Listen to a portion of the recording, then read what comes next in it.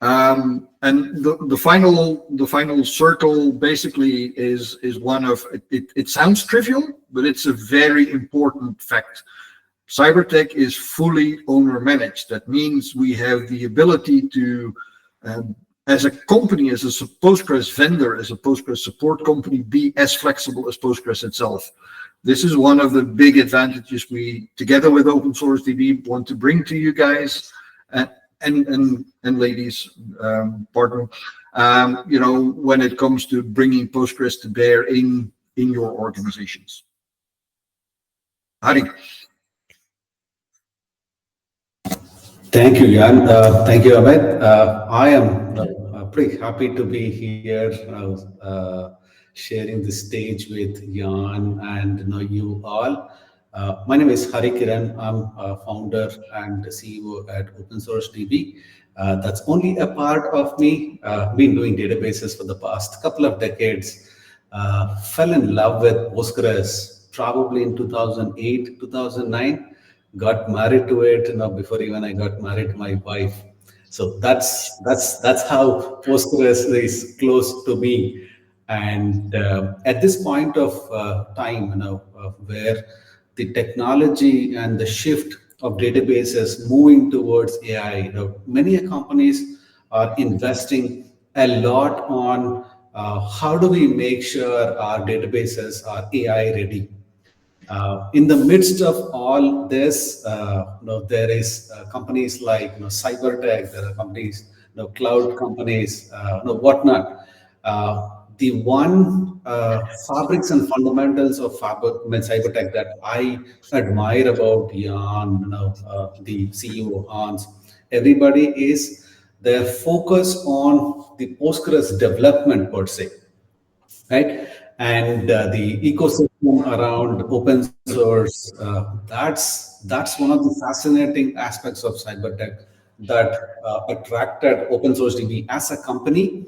And you know, we, you know, Carter and, you know, Jan has been a great advocate, partnering with us, you know, mentoring us, you know, mentoring companies like us to look at Indian Postgres ecosystem and tune how we can make the marriage between CYBERTEC and the local requirement of Indian companies, Indian SMEs, to move towards Postgres, to move towards enterprise Postgres solutions. One of the reasons why we have this webinar is we wanted Jan to come up and give us a good round of what CYBERTEC does as a company, what all products CYBERTEC has, and Amit will talk about how the local support that, you know, we would have with CYBERTEC onboarded. And, you know, we are proud partners of CYBERTEC, you know, from India. And, you know, let me just go through to Jan and say what is there in store for us today. Like I said, you know, Open Source DB is again pretty young, 3.5, 4-year-old company knocking the doors of Postgres professional services. Apart from services, you know, Open Source DB is evangelizing a lot of Postgres community, like sponsoring events of Hyderabad Pug, sponsoring events related to Postgres Women India, conducting pro bono training camps and boot camps, and getting a lot of college grads into the Postgres ecosystem. And I mean, a few of you, on the call are from my team. Thank you so much for taking time and attending this.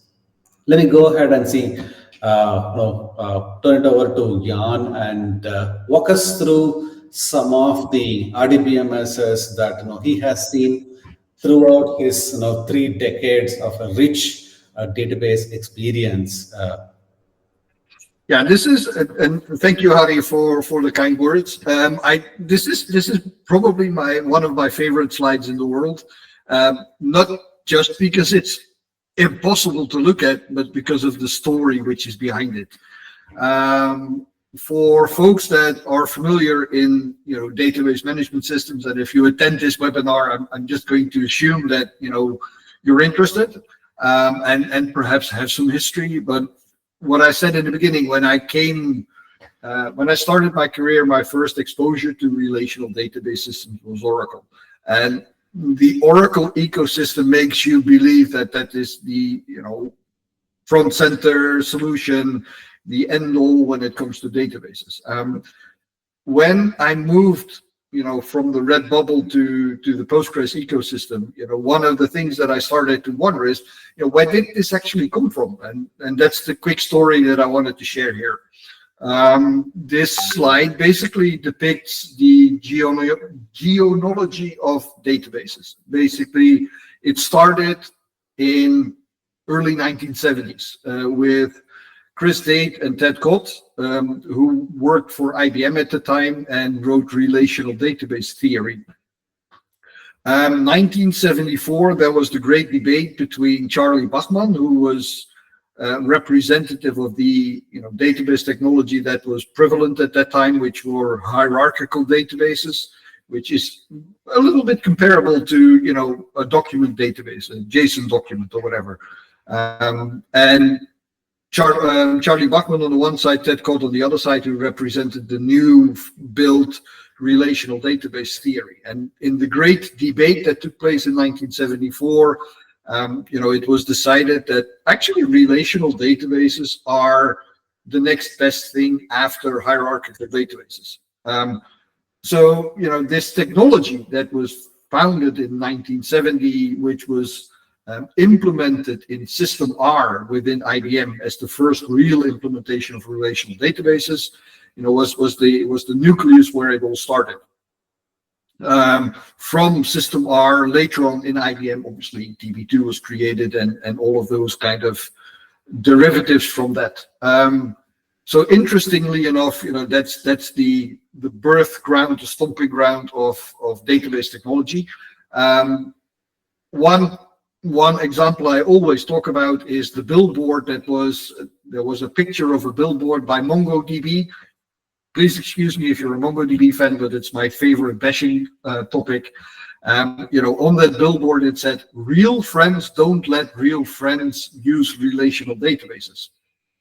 But that is wrong. It was already proven wrong back in 1974, because document databases, JSON document databases, the thing that makes MongoDB so big, has been decided to be less than relational databases already in 1974, which is 50 years ago. 50 years ago. So let's leave it at that. But that always excites me to no end.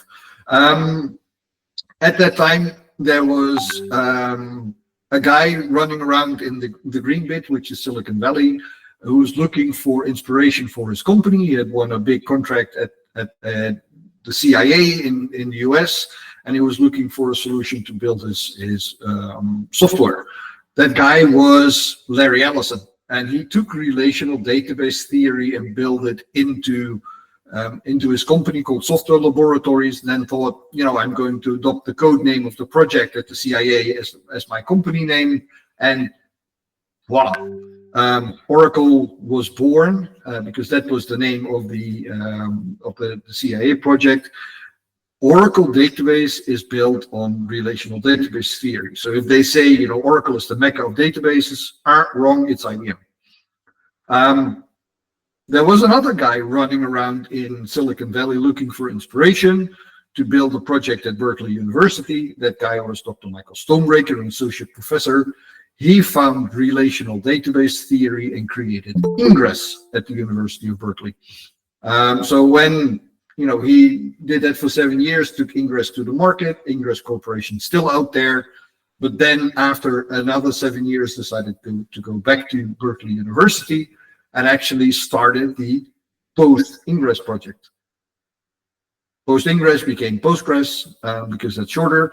But a lot of the important lessons that he learned, and thank you, we can leave it at this. One of the important lessons he learned at his time with Ingress was, having an extensibility system in Postgres. So Postgres has a unique quality that allows data types, operators, or whatever to be built in Postgres as extensions, as data types, or whatever, which makes it a unique experience because no other system can do this. This is also the reason why Postgres has native JSON support since whenever. So from that perspective, why Postgres? Because it's the most advanced, you can say open source database system, but I think it's the most advanced data management system out there today. It has over 25 years of development. There is no license cost. It's incredibly reliable. And it has companies, like Open Source DB with the support of CYBERTEC that can actually give you enterprise grade support for Postgres. So there is no reason whatsoever not to run Postgres for your mission critical solutions, right? So this is really what this is all about. Next slide. This is what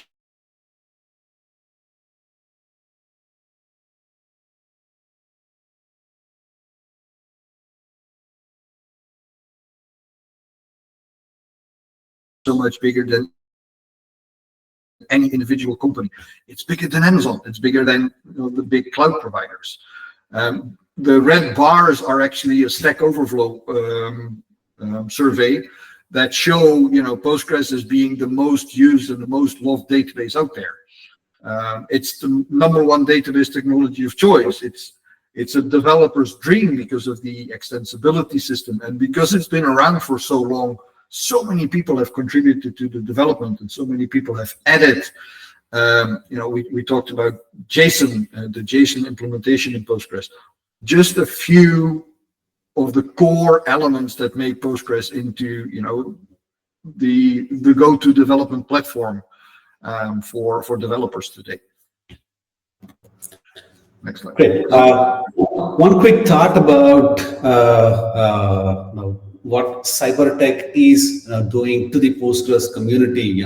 If you could talk about where CYBERTEC as a company is being part of this whole gamut of the great Postgres ecosystem. Absolutely. Thank you for your question.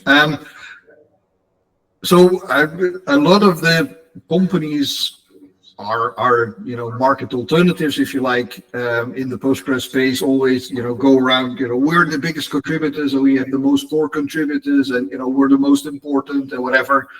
But what it basically boils down to is the following: writing code for the core for Postgres is one thing, and CYBERTEC is deeply ingrained. We also have our named contributors and our major contributors or whatever.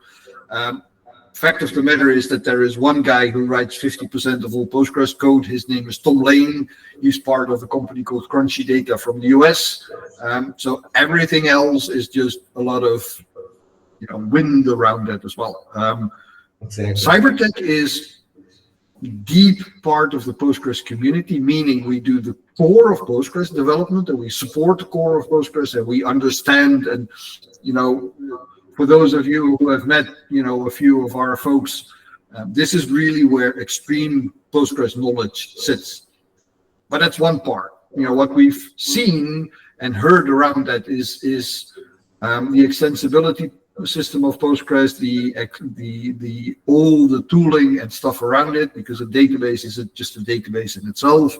You need to start thinking about high availability. You need to start thinking about backup recovery. You need to start thinking about containerization. What I talked about in the beginning, bringing Postgres and Kubernetes together. If you then look at the role that CYBERTEC takes, and I think one of the most significant showcases is Patroni. Anybody who's worked with Postgres might probably know Patroni as the high availability tool for Postgres to automate, switch over, and fail over. The tool was originally developed by Zalando, a German online retailer, but they came to the conclusion that, hey, we're an online retailer, we're not a Postgres company. So they stopped the project.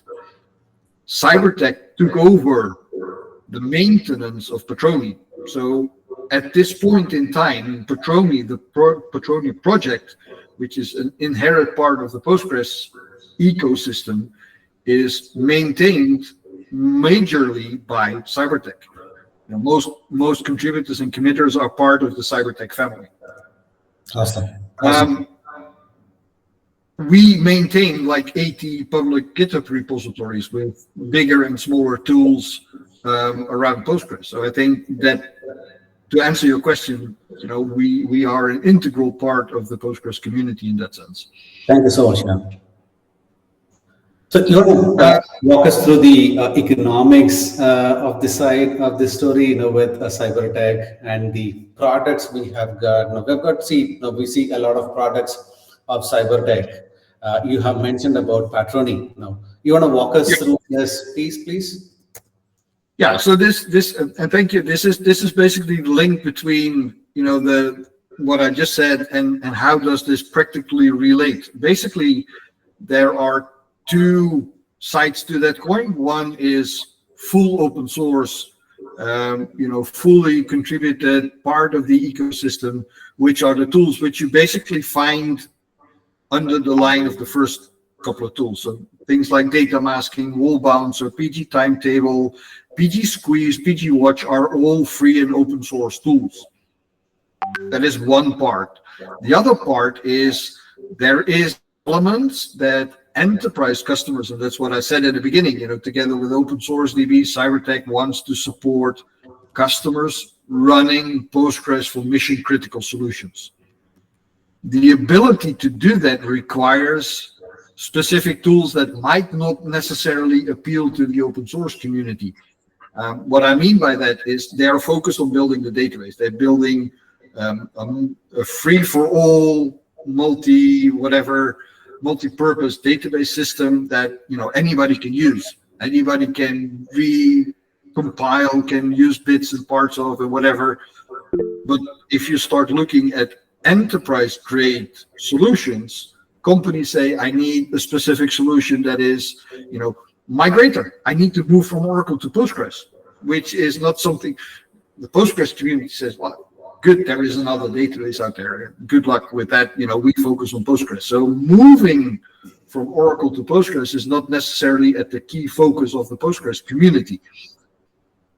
There are open source projects, but what CYBERTEC came up with is we need to do this at a significant scale. We need to do this with a significant quality product. For that, we've decided to build the CYBERTEC Migrator. Yes, there is an open source version, but if you really, you know, need to start building migration factories at scale, you would probably need more and more hefty features. And so for that, we also have a proprietary version of the CYBERTEC Migrator. That's one. You know, looking at the Oracle ecosystem, you might know Oracle Apex. Oracle Apex is the ultimate login into the Oracle database, and folks are looking for that same kind of platform on Postgres. We've built that in CYPEX. But to prevent that the effort and the investments that we did will be available at Amazon for nothing in 2 months, we said, you know, this is got to be something that, you know, there is a contract for. We can't do this as a full open source solution yet.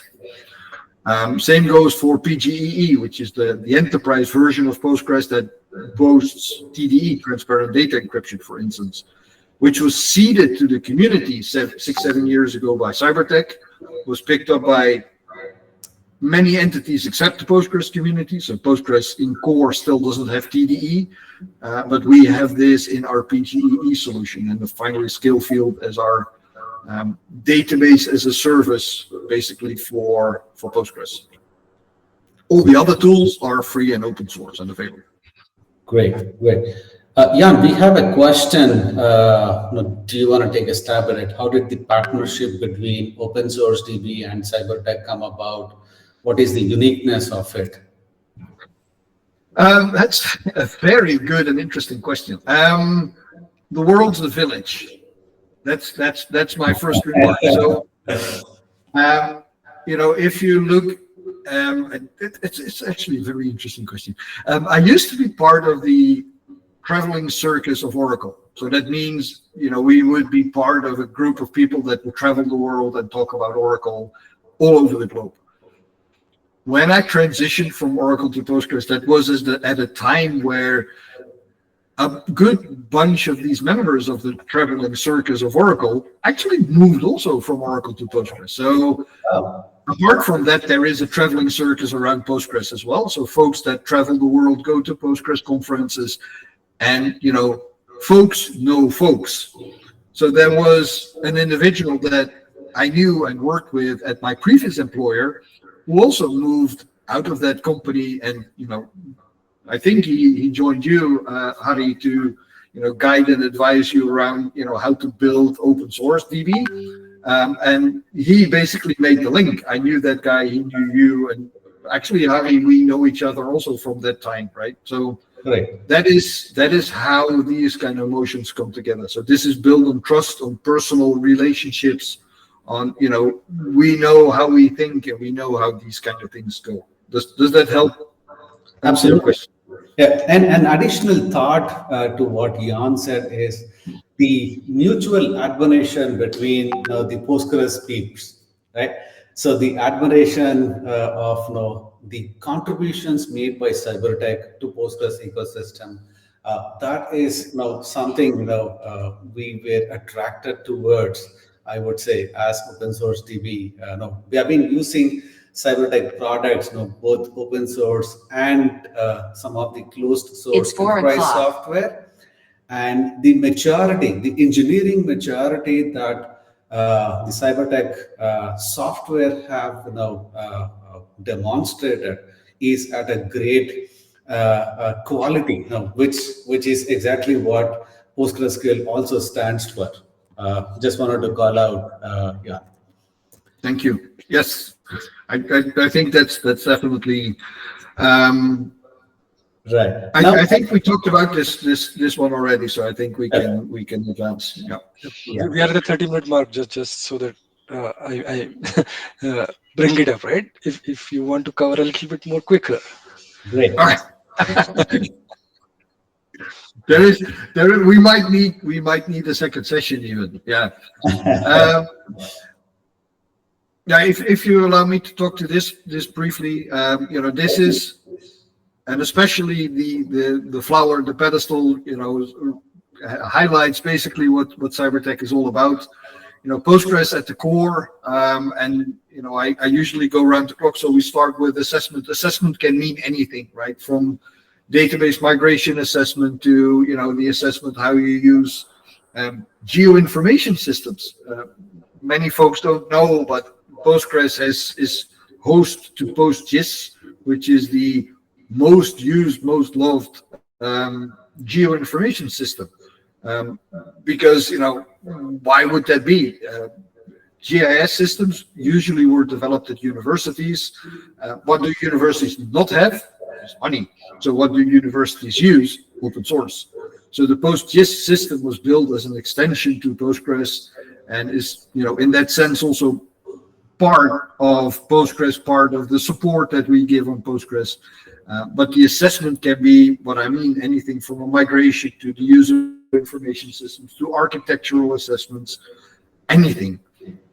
From that, we move to database migration. What I talked about already is Oracle to Postgres. What we see very much at the moment, driven by Microsoft, funnily enough, is SQL Server to Postgres migrations.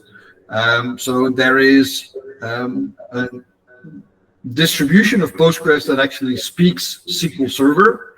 So you can implement Postgres, move the data from your SQL Server database to Postgres, and actually you don't have to touch the application.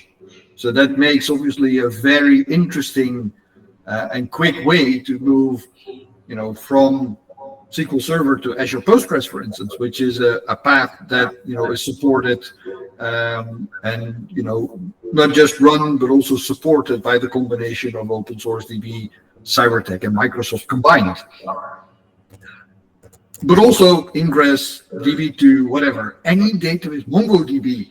There we have them again. MongoDB to Postgres, because actually Postgres does JSON better than MongoDB. But Postgres does MongoDB better than MongoDB does MongoDB. good. My final question. Then we move to training. Training and consulting, the two fundamental legs that CYBERTEC was built on. Training, guiding DBAs to become Postgres DBAs, and then consulting them, again, together with open source DB, built projects for using Postgres as mission critical solutions.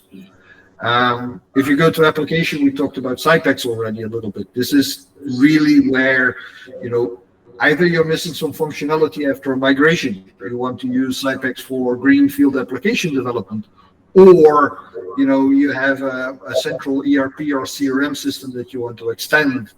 Use cases where you would use CyPEX to extend functionality around Postgres. Obfuscation and security, obviously being PGEE, but also things like data masking. Coming up with an implementation of Postgres that is super secure, that can stand the hardest rigors of the financial industry. We're seeing a lot of movement around compliance these days. Audit trails that need to be unchangeable, DBAs that cannot tamper with how audit trails are being made, etc. So this is where obfuscation and security comes in.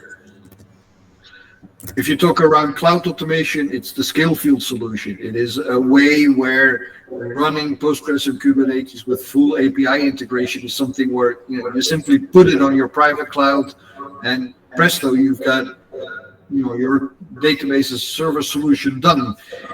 It's completely API driven, so you can integrate it with your local self-service portal or whatever. And then obviously topping that off with support, where 24/7 mission critical support for Postgres is really this is what it is about. Companies might have requirements. I need to have a vendor that supports my database solution, which is tough if you have a publicly open source project. This is where companies like CYBERTEC step in. We identify ourselves as a Postgres vendor, and anything else, right? You don't want to get stuck with a Postgres database that has a problem at Sunday night at 2 a.m. Where you actually want to be in bed because you've had a hard Saturday and you want to just rest a bit, right?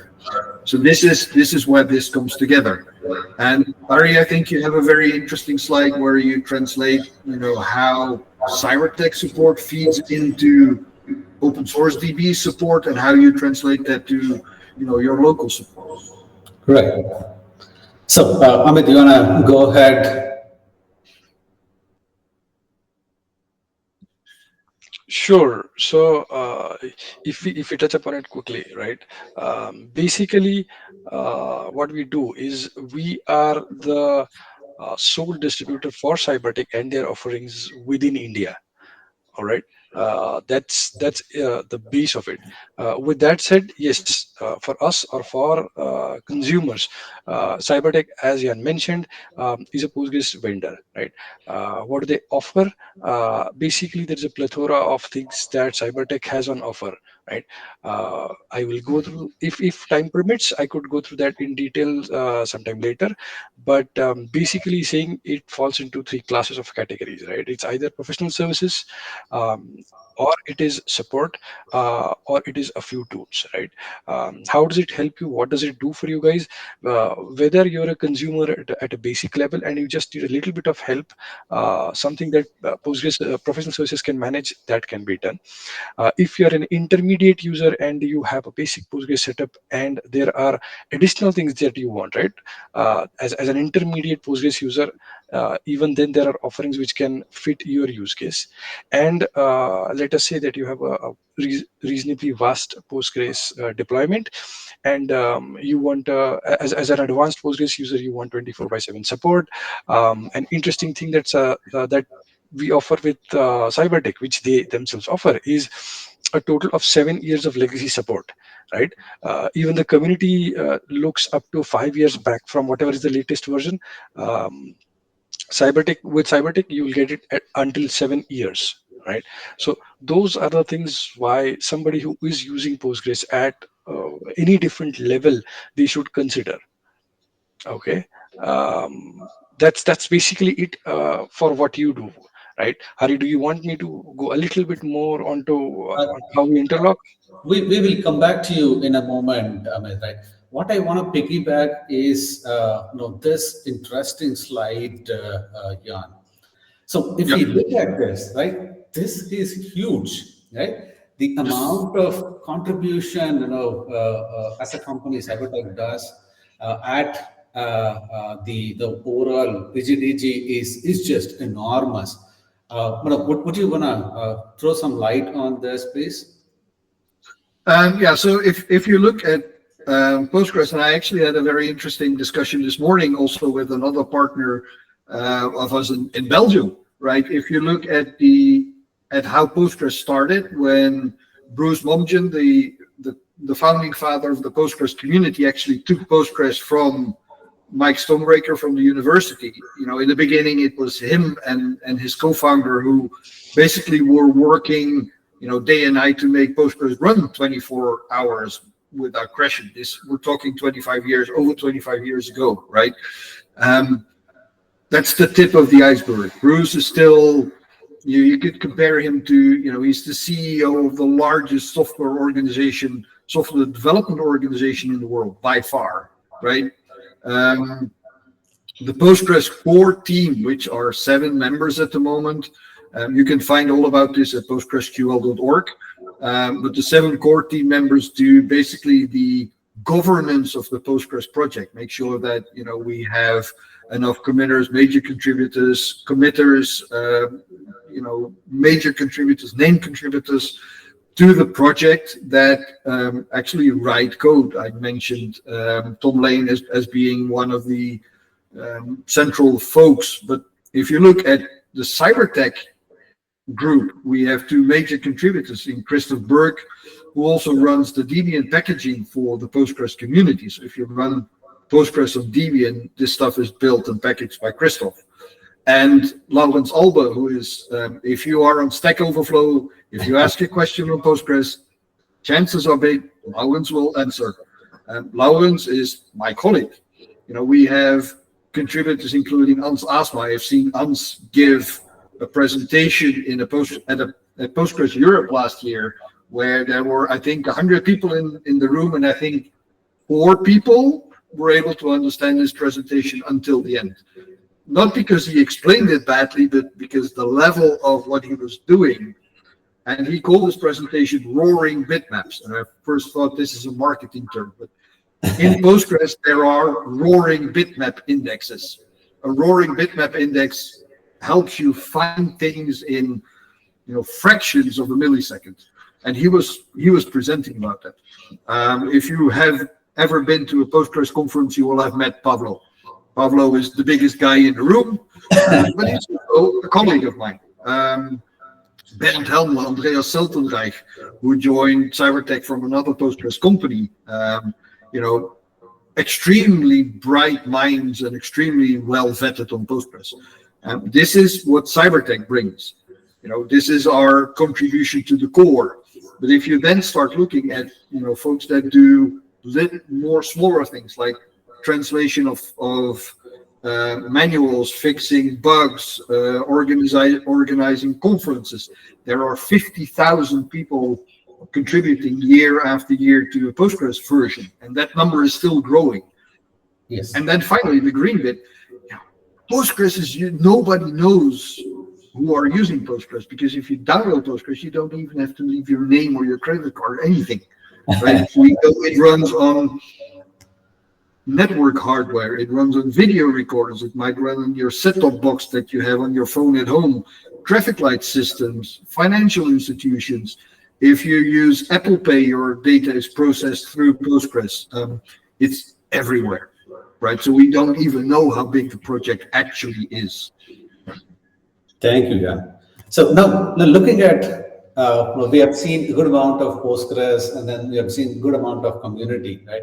Now we look at, fast forwarding to CYBERTEC Enterprise Edition of Postgres, right? Postgres EE, that it is called as. We know what PGE is, right? But what are some of the the USPs of CyberTech PGE, right? If you can talk about them at a high level, please. Yeah. So the most significant one and the most used use case, if that's a good sentence, for PGE is transparent data encryption. Transparent data encryption was invented by Microsoft, if you like, then adopted by Oracle, and these two companies have made this into a core checkbox in many of the compliance requirement sets that large organizations have to deal with when it comes to GDPR or personal data, medical data, whatever. Data encryption for data at rest. If you look, data in flight with SSH and all of that goodness around that, that's not a problem. That's supported. But that's also very traditional. When it comes to data at rest encryption, it is all about attack surfaces. So how do I build a system that has no unencrypted data running from the database to storage system, for instance? Transparent data encryption, as opposed to things like data files encryption or whatever, where there are still attack surfaces. This encrypts the data inside the database system and then writes it encrypted to disk, reads it back encrypted from disk, and actually on the fly decodes it inside the database server. This was seeded to the Postgres community, what I said, 6-7 years ago, but was never adopted. We've now stopped the public repository for that, so there is no open source TDE anymore, unfortunately, because there is no drive in the community to pick that up. Over the years, we've developed TDE further, so it's the leading TDE implementation in the world, in the Postgres world, which is part of Postgres Enterprise Edition. Additionally, things like optimizer improvements, improved security with PG audit, PG permissions being a very interesting extension that actually lets you map ist and soll. Those are two German words. I mean, current state and projected state, and actually figure out, how is the security done inside your Postgres database? Does it meet the requirements that you have defined? But also comes up with quick scripts to fix those things. Things like data masking, a lot more. This is also the platform that we're currently extending to be a super compliant version of Postgres in this world of all the compliance rules and regulations coming. So one of the things you can think about is we implement PG audit in such a way that it's part of the server. So we define audit structures at implementation time, and they get, in a binary format implemented in the database server. You cannot change this. So that makes for an untemperable audit trail. Another option might be encrypted configuration files. So these are digitally signed configuration files. You cannot change Postgres configuration. So that again adds to, this Postgres implementation will function the way that you tell your auditors it will function, and it will get the green seal of approval in ISO, HIPAA, whatever, which is getting more and more super important as we speak. Yeah. While we have data masking here, right now, I would want to double click on how important data masking is, right? We would like to know a little about the technical implementation that CYBERTEC has chosen, or the direction towards how do we implement data masking, which is across the compliance ecosystems that world has. Countries have too many compliance engines in place, right? Too many compliance policies in place, right? I'm going to go ahead and take a look at the data masking. Do you want to quickly talk about this and help us on understanding this a bit more in detail? Sure. So if you're in a financial institution, you might find yourself or in a medical institution for that sense. But let's use the financial part, because the credit card example is always the most, most visible example. Running a system where you record credit card numbers, you might not want every user of the application to see the credit card details, right? Because those are risky. They can be stolen. They can be part of a breach. They can be, you don't want the guy in the mail room to see the credit card details. He might just want to see only the last 4 digits, so he can recognize, hey, this is a credit card, but the rest is obfuscated. Obfuscation. So what data masking does is, based on policies, based on rules, say, this group of people, yes, they can see the credit card number because they need it for their work or whatever. But that's a very small group. Those are only working in accounting or whatever. Everybody else only gets to see like the last 4 digits, right? This rule set is implemented using data masking. So it can be for that part. It can be for, obfuscating birth dates or names when you get to a medical system where, this bit of information is not applicable for that person, so they only see, parts of the information, enough to guide them to do their work, but, sufficiently shielded so they can't do any wrong things with that. So that's really what, data masking is all about. And the cool thing is, these are policies that you implement, policies that you can govern, which makes the management of data masking, again, a lot easier. Awesome. Thank you, Jan. I'm going ahead and taking a look at, TDE we have spoken. So when we look at TDE, right, this is where the whole implementation that you guys have done, and you have been really instrumental in getting TDE into the core of Postgres, right? As a matter of fact, that is not a very easy task to convince the Postgres folks. But if you can talk about a little more on the technical piece here on the TDE, please. Yeah, what I said earlier. So basically what happens is, if you start the Postgres server, you will have access to the data. If you have credentials to log into the database, it is the transparent part of data encryption, because you will be able to, select your tables, work with the data, based again on the permissions that you have. Might or might not be influenced by data masking, might or might not be influenced by what I said, the rights that you have, where the PG permissions part comes in, right? So we have defined our, least privileged policies and checked and implemented them using PG permissions. So you log into the database, going through the data masking rules and regulations. You only get to see what you need to see, but it's visible, right? As soon as you leave the database server and you look at the data file, you will find rubbish. You can't read the data file. You can't grab the data file. If that, for the Unix officials under us, you can grab the data file, but you will find just rubbish.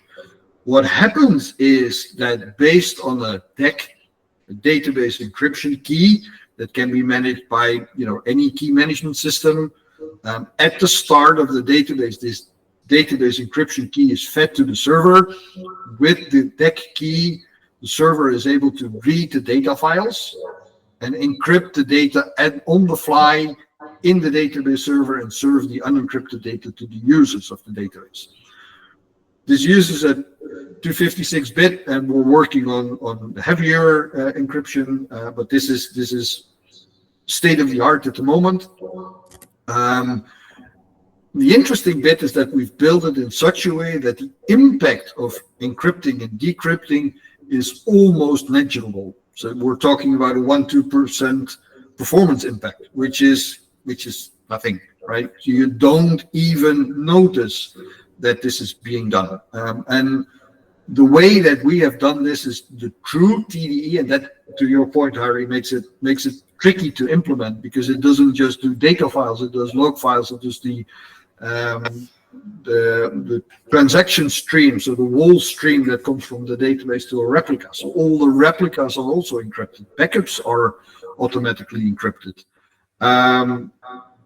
We have a tool called Wall Bouncer that allows for key rotation. So you can have one database encryption key for your primary, another database encryption key for your replica. And then by using a tool like Petroni, for instance, you can do switchover. So that also implements key rotation, which is a core element. You don't want to be stuck to one specific database encryption key for your system the entire life cycle of the database, right? So those are some of the key features of implementation of TDE in Postgres, part of Postgres Enterprise Edition, PGEE. Thank you, Jan. This is great. This is awesome. So I think so, yeah. Yeah, it is. So, Amit, you want to quickly walk us through how does the partnership, per se, works, right? And probably piggyback on how the local support. What is the importance of local support?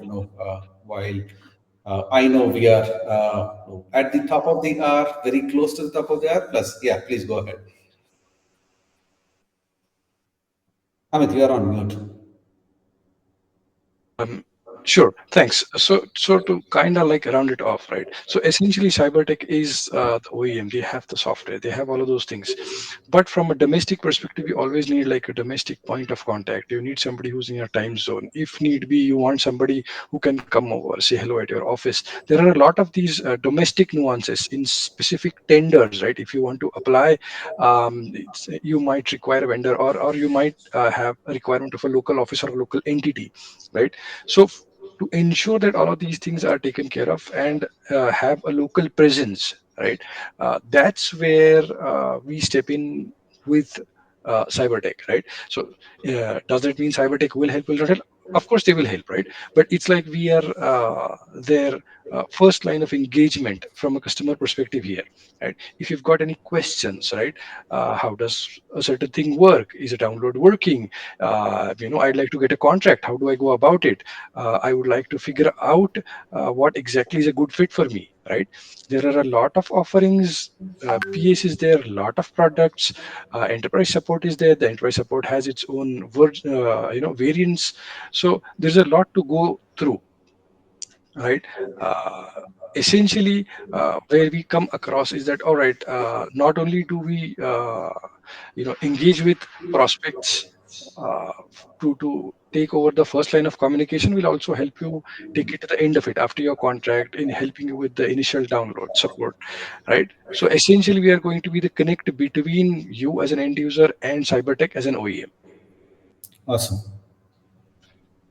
Great, cool. Thank you, Amit, for answering that. So I want to quickly look at one last piece, which just took me, swept me off of my feet. Jan, would you want to talk through some of these major logos on this roster? How is it working with these big boys? Challenging, obviously. These are big players with enterprise requirements for running Postgres. Apart from the logos which are on here, we work with a national bank. So the Austrian National Bank, the guys who print the money, right? So they don't have money issues in that sense, but they moved from Oracle to Postgres using us.